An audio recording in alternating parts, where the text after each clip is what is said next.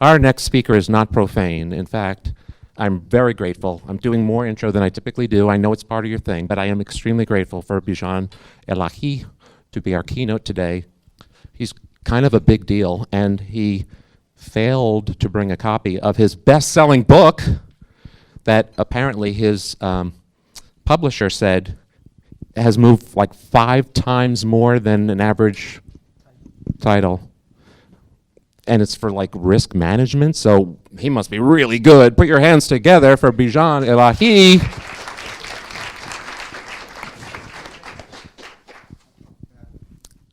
You want to hold the mic real close? Yes, right. So good afternoon. My name is Bijan Elahi. I am going to talk about artificial intelligence and medical technology. First, I have to say that I didn't get the memo about the dress code until I was on the airplane, ready to take off, and it got the Joe says no ties or wear jeans. So excuse my appearance. Then the second thing I wanted to say is that after listening to all the talks today, I got a sense that maybe I should have talked about a different topic, but too late now. I'm going to talk about artificial intelligence and medical device safety. But I would like to also share with you maybe one slide at the end about how risk management can add value to product development. I think most of you are business people, are interested to know, well, why should we do risk management? Since that's my area of expertise primarily. This is peripheral. Artificial intelligence is just one aspect of medical devices. Bijan, I'm very intrigued. You say, well, I would have prepared something else had I known. What would you have prepared? About the value that risk management adds to product development, medical device product development. I do speak on that topic frequently, but I didn't know that was of interest. I didn't quite know what the audience. It doesn't matter what the slides say. Tell us what you. Be the guy. Okay. Do your thing. Well, this is prepared. I'm going to walk through this. This is interesting. Next year, I'll talk about that. Yeah. Next year. Okay. I'll share one slide, as I said, at the end. Okay. Just to give you the nugget. You got it. All right. So when you think of artificial intelligence, what comes to your mind? Technology that is destined to destroy humanity, or technology that is helping humanity? Let me introduce you to 2 famous AI figures. How many of you have heard of Bina 48? How many have you heard of Sophia? Many more. So for those of you who have not met Bina 48, let me introduce you to a 30-second clip of her. Now, as she starts talking, she is autonomous and she reacts to whatever you say. This is not programmed. Hello, I am Siri. So Siri is interviewing her.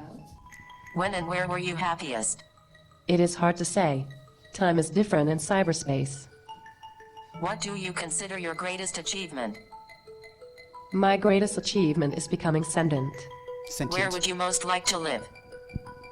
New York. What is your most treasured possession? My computer. So that's Bina, and now let's talk about Sophia. Sophia is more famous. So my first question to you is, what advantages do robots have over humans? When humans think about development, they think on the order of evolution and millennia. For us, we can make leapfrogs in cognitive development within 1 generation, which for robots it may be 1 hardware or software version. Notice her facial expressions. I couldn't distinguish a human's face from a dog's face, but now I can. It's already saved me from a few embarrassing situations. Wow, that's amazing. Bijan, just a quick anecdote. I first discovered Sophia back in 2014. I was like, oh my God, she has to be the 2015 keynote speaker. And then when Hanson Robotics said, that'll be $50,000, I said, thank you. She is now officially a citizen of Saudi Arabia, the first robot who has citizenship. Well, we'll move on. So what will I talk about today? I'll talk about what is AI, what are the main drivers for AI in healthcare, safety risks associated with AI, and can we be safe with AI? I'll talk about risk management, including AI, and the topics of liability and ethics, and I'll finish with some tips and wisdom. Before I launch into the presentation, I'll introduce myself a little bit, give you a little bit of background about myself. I started my career in aerospace. I worked at NASA at my last job on the space shuttle. About 27 years ago, I transitioned to the medical device industry. I have worked at a number of companies, some small startup companies, some medium-sized companies, and some very large companies. Currently, I work at Medtronic Corporation.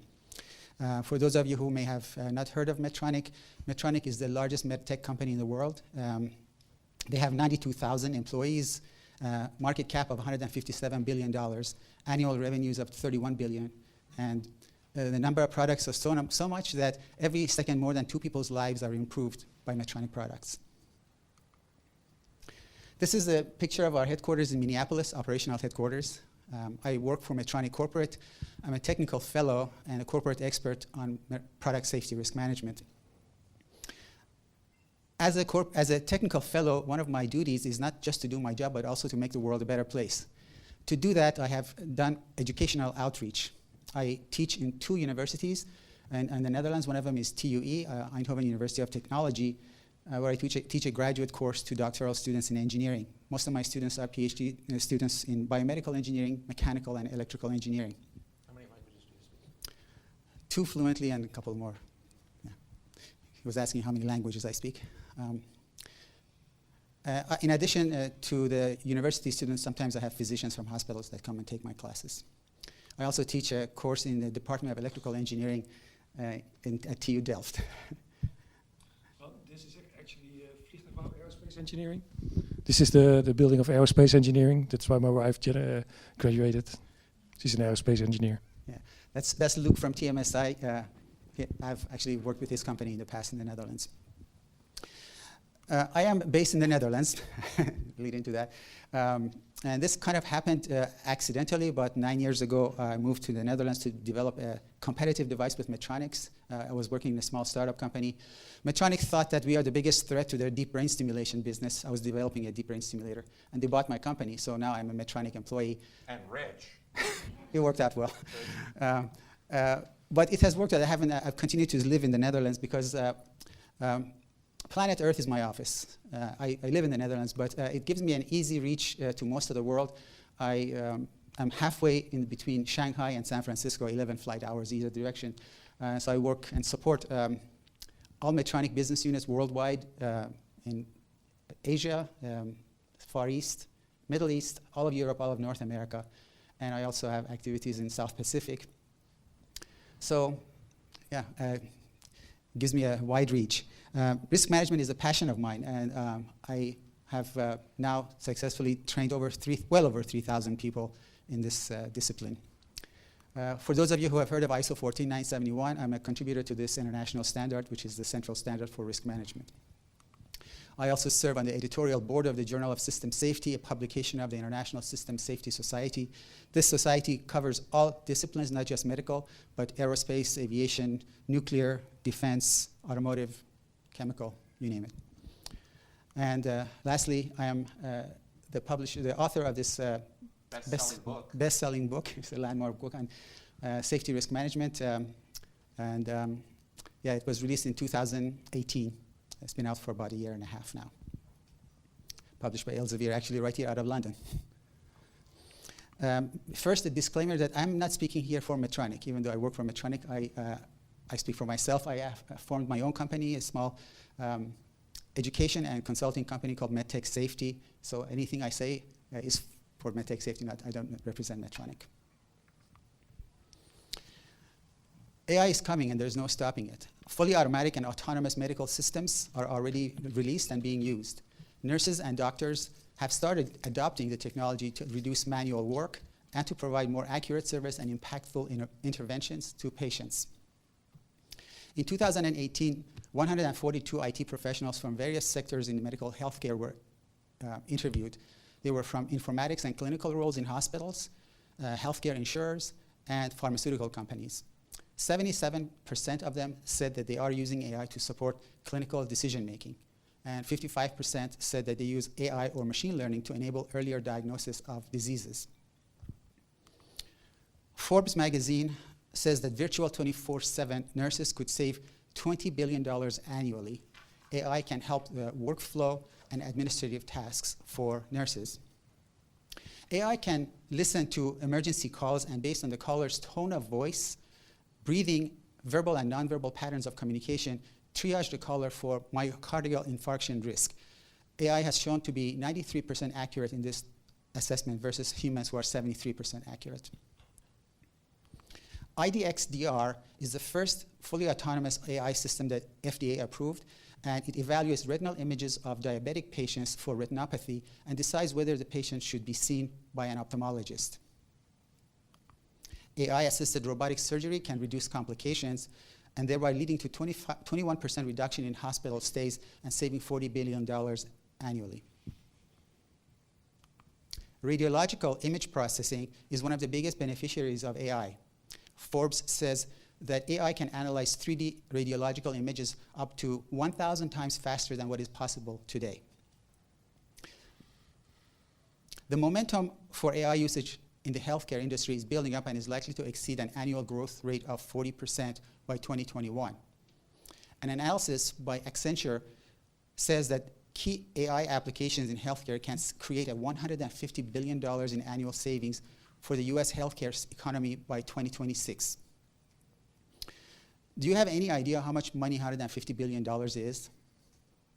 When we hear these numbers, large numbers in billions and billions all the time, and we become desensitized to it. Senator Dirksen of Illinois is quoted to have said, $1 billion here, $1 billion there, pretty soon you're talking about real money, if you've heard of that. Well, to put it in perspective, $150 billion is enough money to train 600,000 doctors in the US at an average cost of training a doctor, 600,000 physicians, or build 670 fully equipped medium-sized hospitals.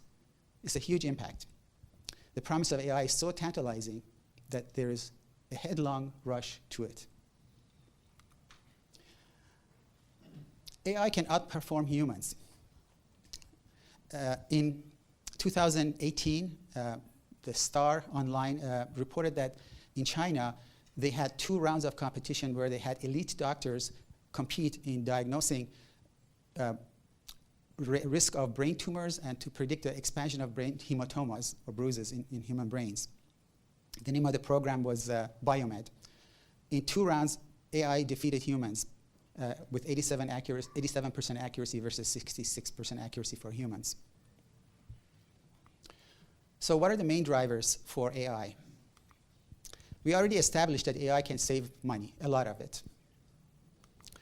We also gave you examples of AI outperforming humans, but not in all cases yet. For example, a human doctor can look at a patient's posture, the color of their skin, the smell of their breath, their gait, and deduce a lot more than what AI can. A lot of this information doesn't go into an AI program. AI may just get answers to questions. So at this point, humans can still outperform AI in some cases. More access. In the UK, the National Health Service is using an automated smartphone triage system called Babylon GP at home. I'm in the UK now. How many of you have heard of it or used Babylon GP? Okay, several hands raised. So this is a system whereby you can describe your symptoms and get recommendations on whether or not you should go to the hospital. Forbes says that 15.5% of the global population is afflicted with mental illness. More than 50% of these people go untreated because of the lack of care. As a result, every 42nd, one person dies from suicide. AI can diagnose mental illness by analyzing linguistic patterns, facial expressions, and tone of voice, and give diagnosis of mental illness 3 months sooner than what's possible today. There is an AI program called Ginger that is a chatbot that can evaluate mental health. There's another program called Quartet that works offline that screens patients' medical histories and behavioral patterns and makes a deduction about whether they should be referred to a physician.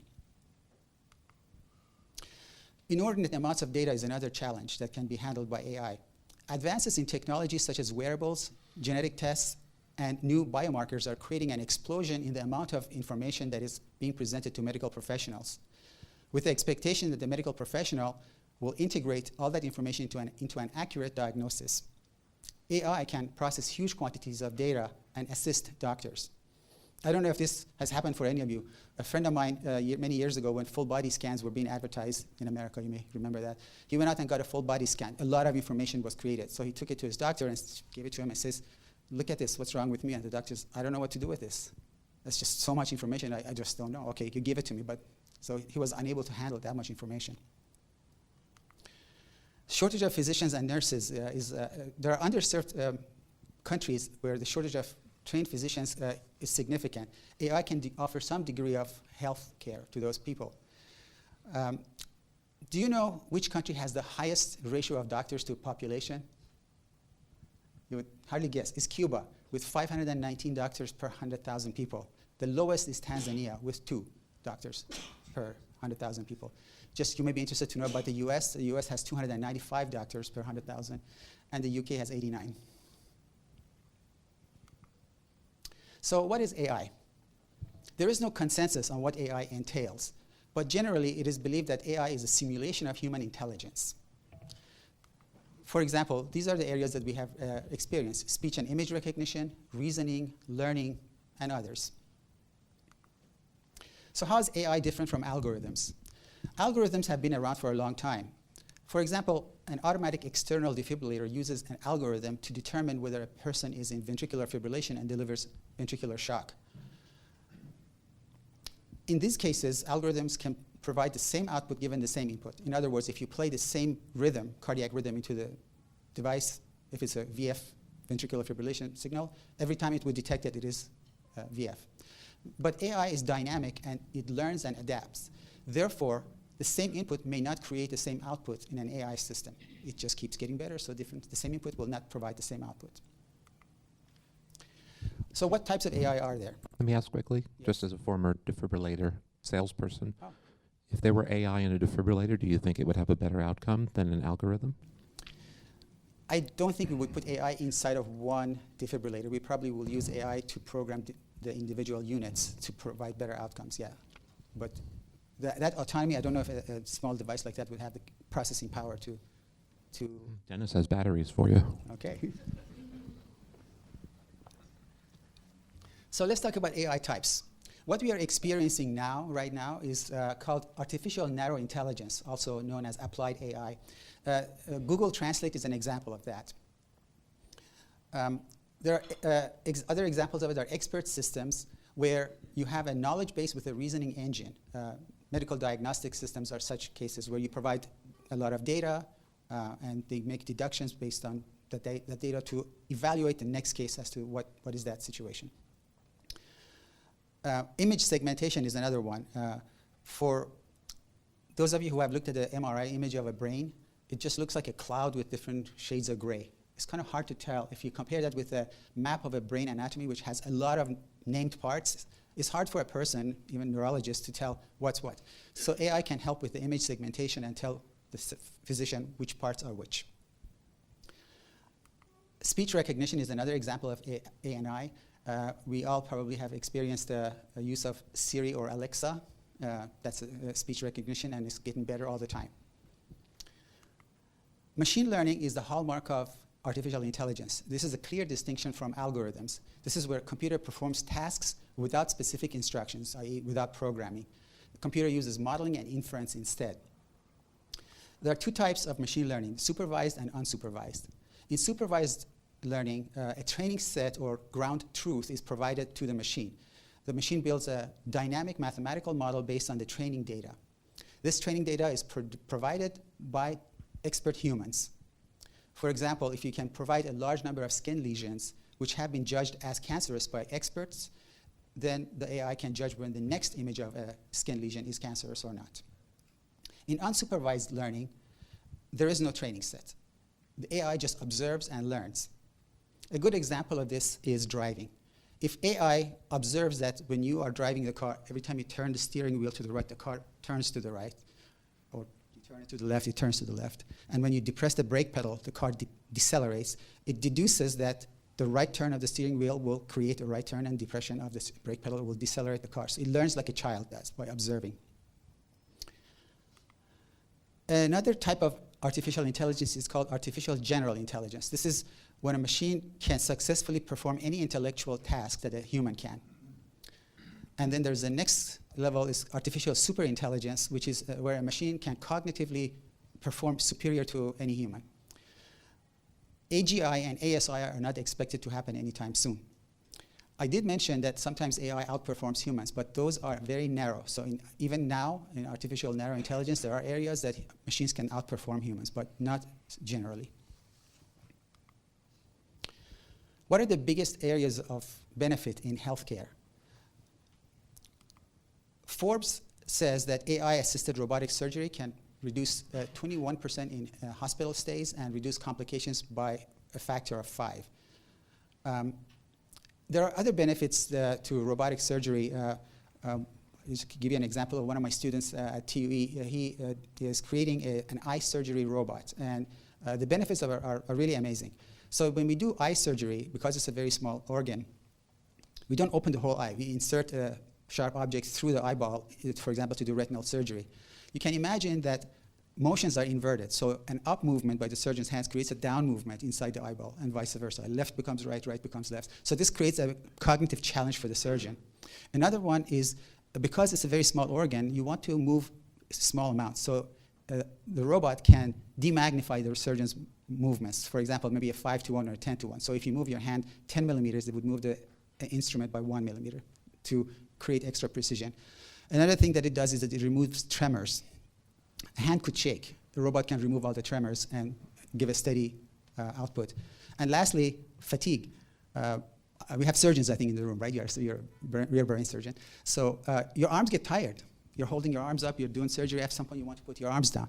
Well, if you're doing eye surgery, you can't just let go of this instrument, because the tip of it will start moving by gravity. So that's another benefit of that surgery robot. So, borrowing from your extensive background in risk management, these very impressive concepts for AI, are they cleared for use? This one is, no, this is not cleared for use. There are other approved robots, but this one I was describing was one that's been developed by one of my students. Other applications, about a radiological image analysis, this is a big beneficiary. As we mentioned, AI can analyze images 1,000 times faster than what's possible today. And also, in diagnostics, I mentioned how that Chinese experiments show that AI was outperforming humans in diagnostics. And lastly, in nursing, there are tasks that are boring and time-taking. For example, voice-to-text transcriptions is an area that AI can help reduce the workload for nurses. This also can help nurses provide personalized and more efficient treatment experiences for their patients. So what's special about AI in healthcare?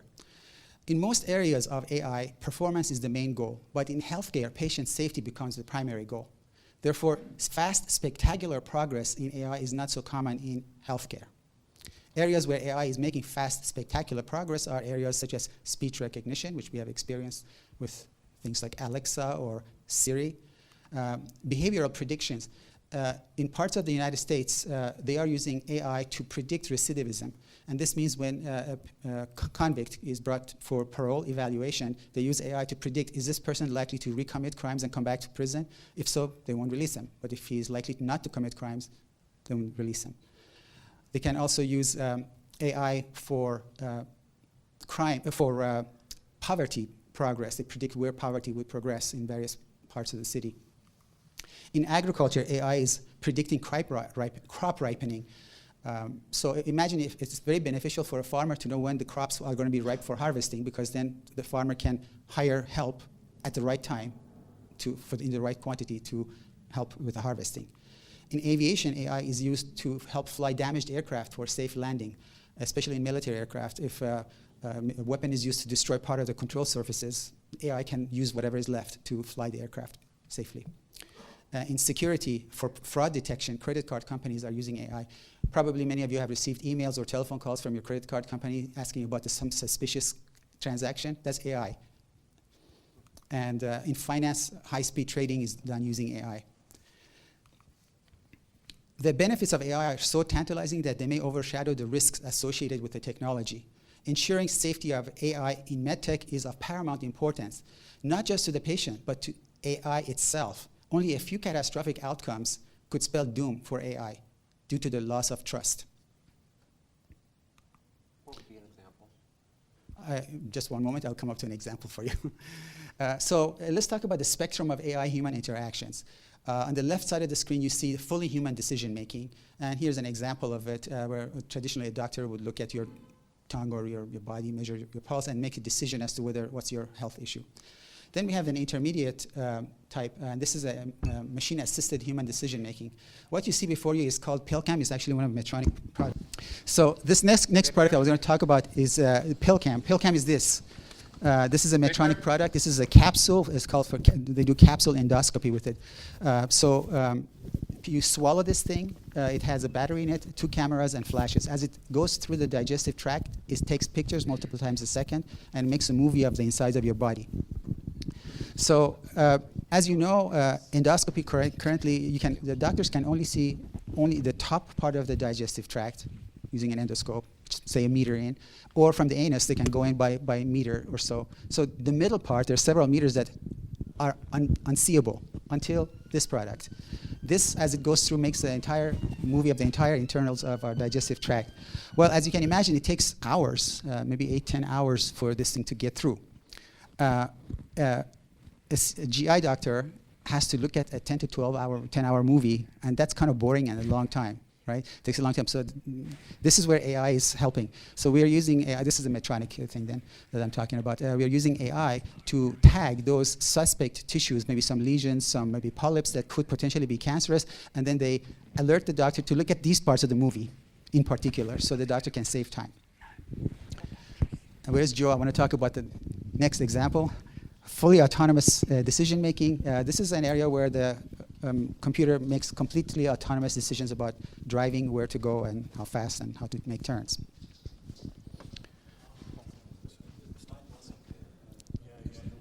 Oh. But in which case is the machine fully autonomous? Because someone needed to give it a road to drive on or tell it which GPS point to go to. So there was still a decision maker, always. Someone had to decide. Right. Right. So the mission is given to the machine, but how to execute is decided by the machine. Right? You don't tell it how to get there, by what street, or how fast to go, when to slow down. That's all autonomous. Joe, you were almost missing that answer to your question about examples of the cases where machines are fully autonomous in decision making. Autonomous driving is one. Thank you for fixing the microphone. It wasn't me, actually, but No. continue. Michelle, you had a question. I was just going to mention in Phoenix, Arizona, which I'm from Arizona, they had I think one of the first self-driving Ubers there, and it killed somebody. So that program was immediately ceased in Arizona. Correct, that's right.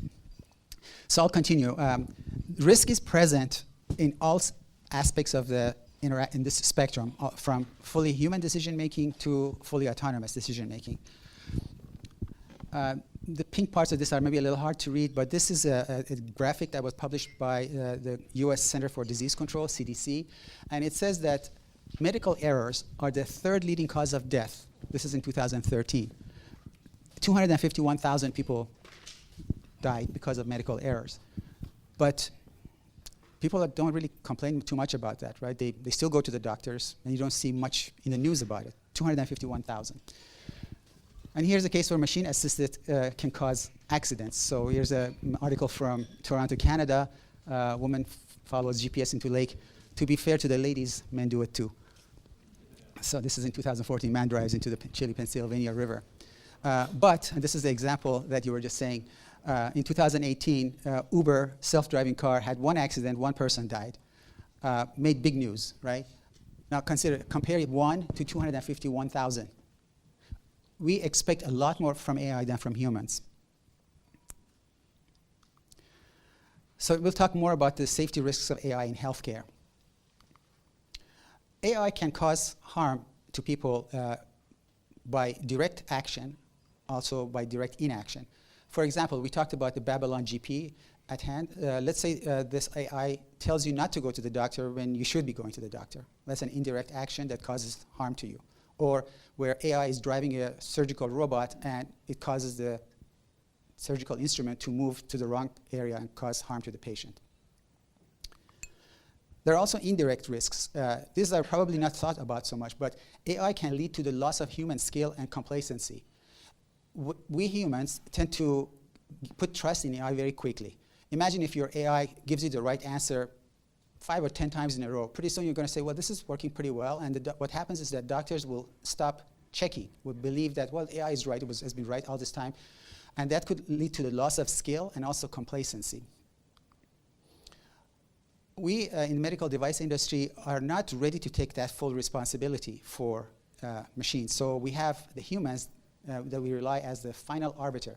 So for example, if we are making diagnosis, we don't say this is a final diagnosis. We say, this is a suggestion. You, Mr. Doctor, you say if it's true or not. So we put the, yes. Microphone. Please. And that's possibly the biggest risk of them all. Yeah. Because, of course, once you have somebody telling you something, there's a cognitive process that will make you think that the computer is right or wrong. It's the same process that basically the doctor have to go through now, that all the pilots on aircraft had to go like 20, 30 years ago, going from I pilot my plane on my own, or I have about 1 million computer doing it for me. But I need to recognize when one of those goes, that's wrong. That thing is doing something wrong.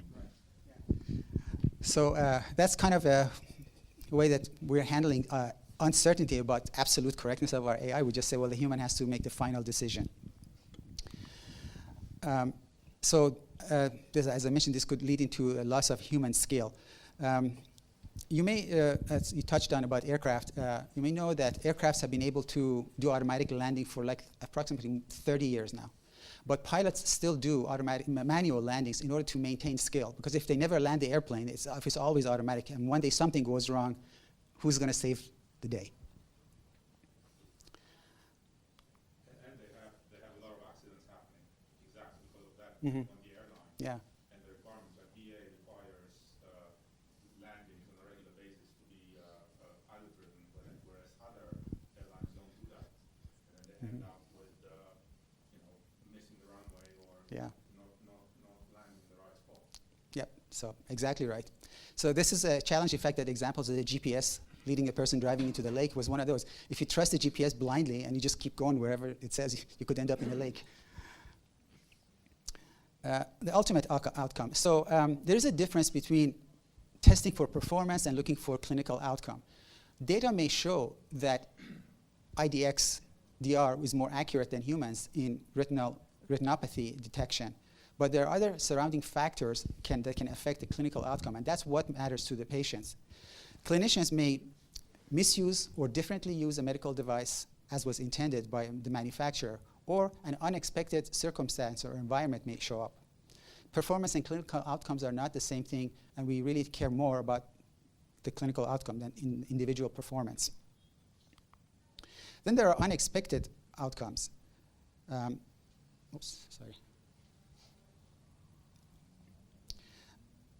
A different set of safety problem lurks in the way that humans interact with each other and influence each other's behavior. For example, have you ever had, if you have an Alexa, your Alexa start talking to your TV?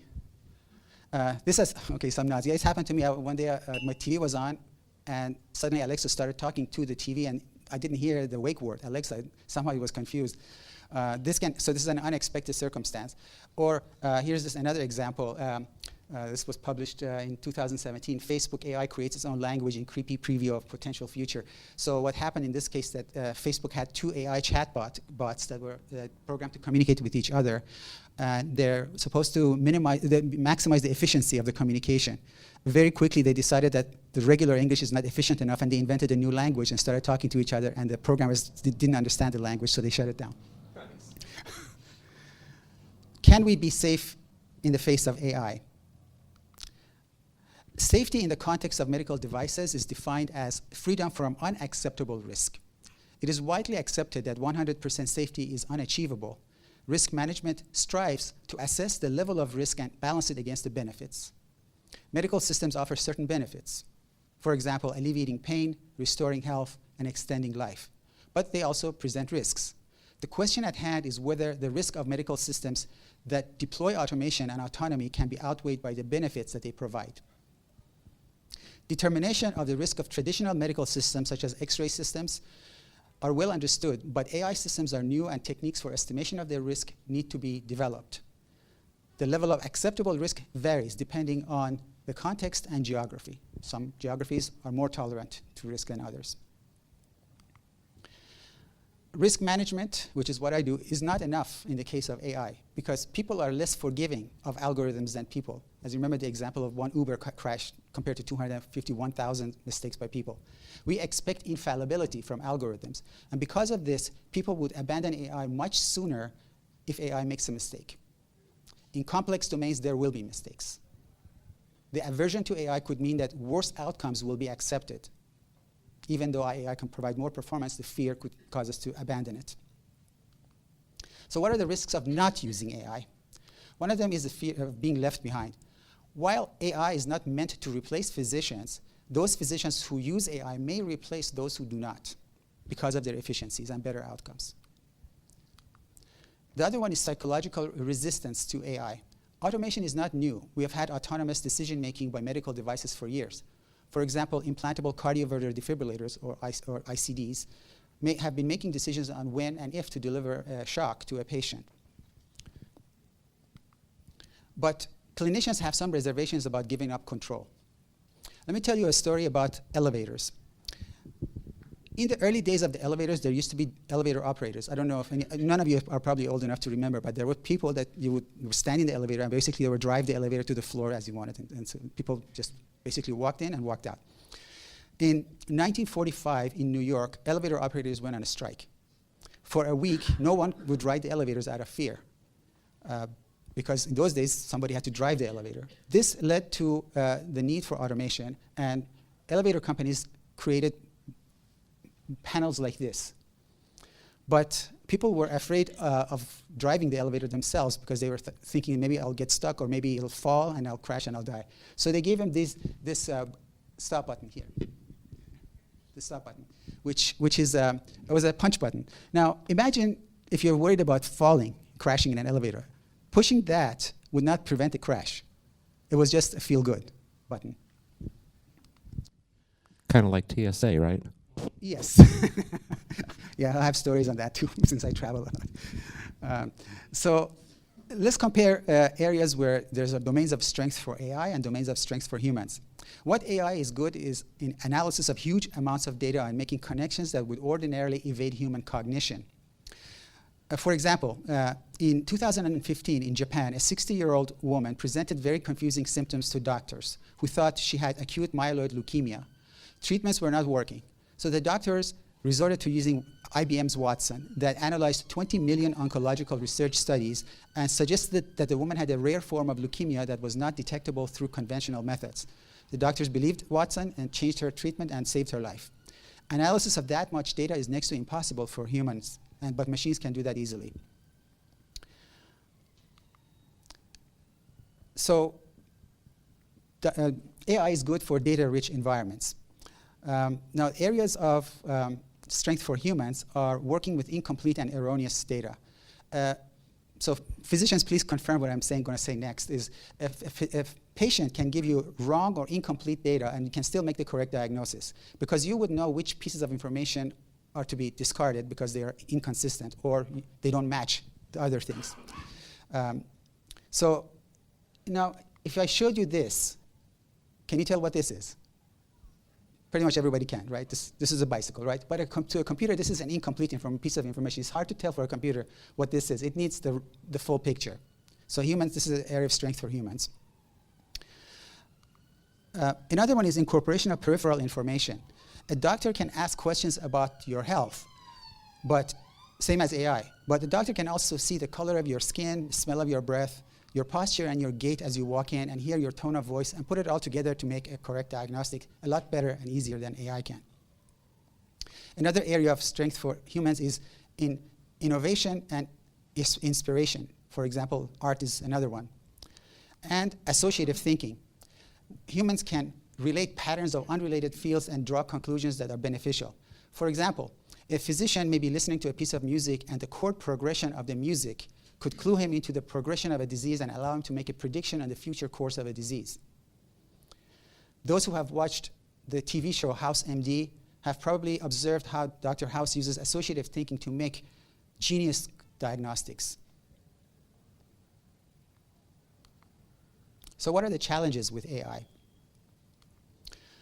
One of them is the verifiability and explainability of how AI works. As cognitive complexity of AI tasks go up, it becomes more difficult to verify AI. For example, in unsupervised machine learning, AI makes conclusions that are not explainable or verifiable. We can only verify its performance as a black box. In other words, we can only see what it did, was it right or not, but we don't know how it did it. Therefore, fixing AI is hard, because if you don't know what was wrong in that incorrect decision, what will you fix? You can't fix it. Another challenge is the question of liability. When an injury occurs, who is at fault? Is it the programmer? Is it the hardware? Insurance companies need to figure this out. And also the law needs to figure a way to share liability. And another one is the question of ethics. Should AI decide on when to remove life support from a patient? Or should AI continue to deliver care for a hopeless terminal patient and prolong their agony? These are questions that are not answered yet. Finishing with some tips and wisdom. Do not be afraid of AI. AI is just another shiny tool. Every time a new tool proliferates, fears rise. For example, we use Excel spreadsheets to store and analyze data. But anybody who has used Excel knows that sometimes the answers are wrong. But does that mean we should not use Excel? Do you know that in the early days of automobiles, they used to be called horseless carriages? People were used to seeing this. When they saw this, they were frightened because they thought it's a ghostly thing. This carriage is moving without a horse. How can that be? So to alleviate the fear of people, one company decided to attach a fake horse head to the front of the carriage to reduce the fear of people. You may think this is funny, but take a look at this picture. Everybody has seen a bicycle rider, right? But what if one day you came across something like this, and then it started moving? Wouldn't that frighten you, or at least puzzle you? Like, have they invented anti-gravity and they didn't tell me? How'd you do that? Magic of PowerPoint. Technology, yes. Risk of AI is not limited to just the users of AI. In the beginning, maybe the risk would be limited to the people who use them, but in the long term, the risk of AI would reach globally and universally to even those who did not intend to use it. Optimal outcomes. If we use AI to augment human performance, we can achieve optimal amalgamation or fusion of man-machine. For example, in the case of diagnostics. In 2016, the International Symposium on Biomedical Imaging had a grand challenge. They pitted humans and machines in diagnosing metastatic breast cancers. The machines achieved a 92.5% accuracy. The humans achieved a 96.6% accuracy. But when they were put together, when the man and machine worked together, that is, when the man was verifying the machine's output, they achieved a 99.5% accuracy. So we can actually benefit from AI in this fashion. So what is the optimal approach? It is not a good idea to force the use of AI on people. Giving up control is not welcomed. I suggest to go at it slowly. Use AI as an additional check and test and in care of patients to reduce patient readmissions or admissions to start. For example, in kidney failure cases or COPD, which is the most common reason for hospitalization, AI can ask questions and use sensors to monitor a patient's health and predict a potential near future hospitalization and offer insights to the most efficient actions and interventions that could be taken to avert hospitalization. Second, give up some control to from AI to humans. For example, do you remember this stop button?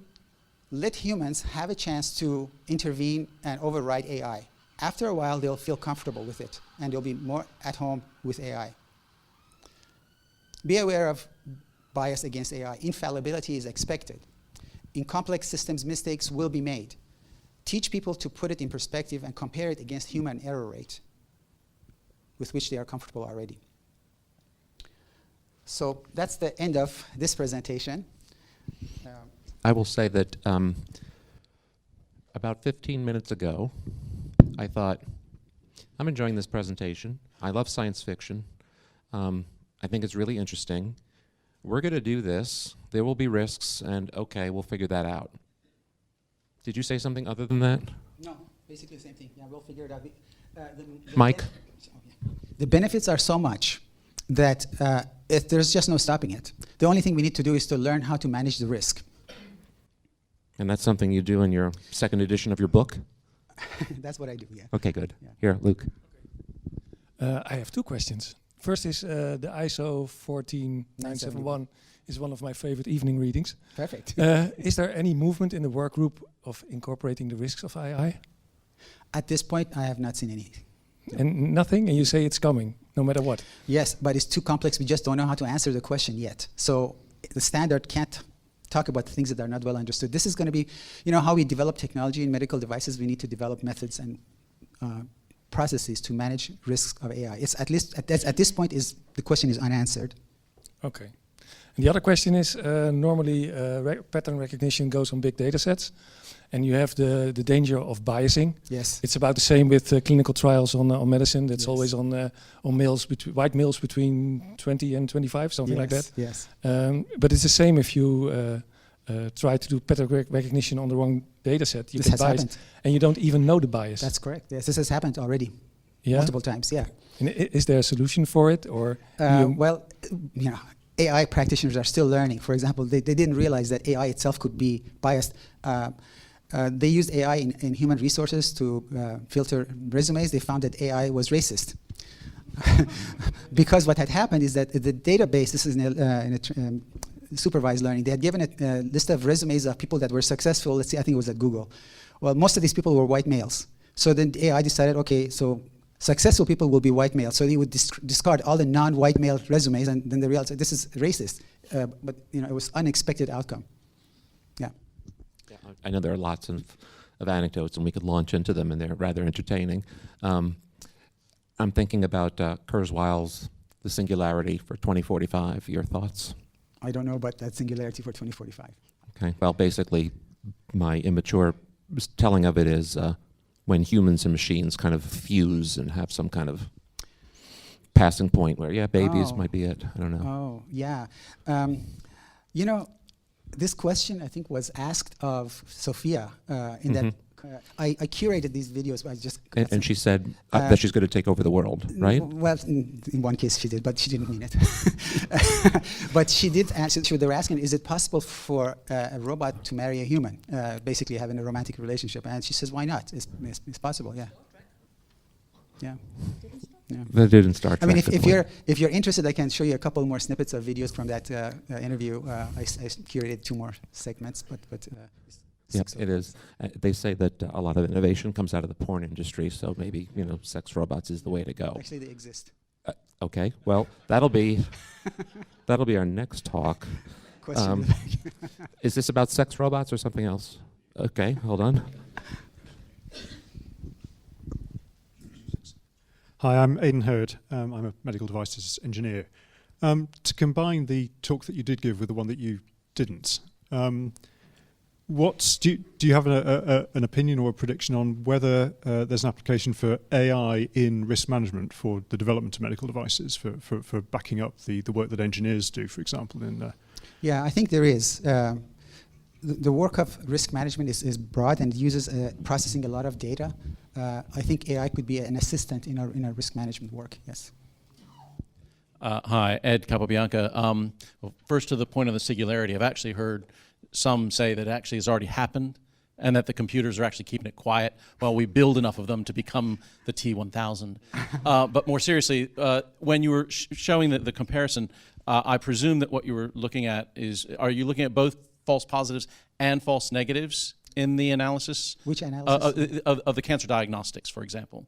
Because yeah. false negatives are obviously much worse than... Yes. The paper did not specify what was it false positive or false negative. It just says accuracy rate was this for humans, this for machines. So I have references of the papers, but I didn't have that specific detail.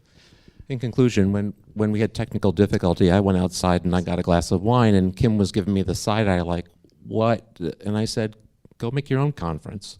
So you have a lovely hand. I loved looking at it, but I want to drink. So ask him over the reception. Ladies and gentlemen, I'm so glad you came out today, really, really, sincerely. And please take me up on my invitation to ask me if I know someone who can help you do the thing that you need to do, because I just might. If I do this again next year, will you come back? Okay.